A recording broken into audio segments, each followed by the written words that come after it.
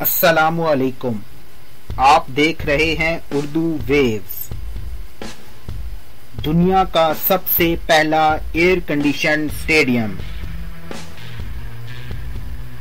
Qatar में दुनिया के सबसे पहले एयर कंडीशन स्टेडियम का इफ्तिताह कर दिया गया है और ये वही स्टेडियम है जिसमें वर्ल्ड साल 2022 में होने वाले वर्ल्ड कप का इनेकाद किया जाएगा।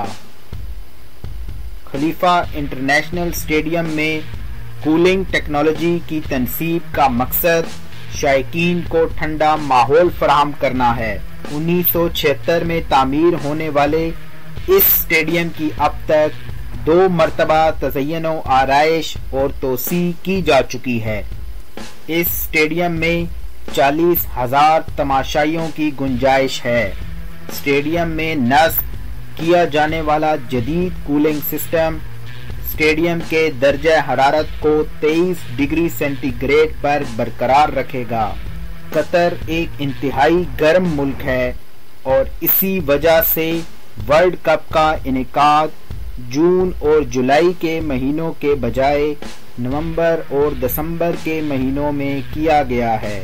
स्टेडियम में कूलिंग सिस्टम की तनसीब और इसकी तज़य्युन आराइश और असर नो तामीर पर कमोबेश $90 मिलियन खर्च किए गए हैं।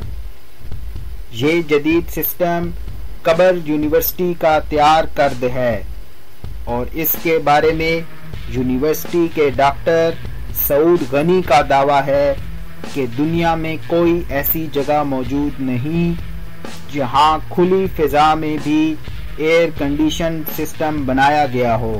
डॉक्टर सऊद गनी के मुताबिक इनकी यूनिवर्सिटी का तैयार करदा ये सिस्टम दीगर सिस्टम के मुकाबले में 40% तक कम बिजली इस्तेमाल करेगा।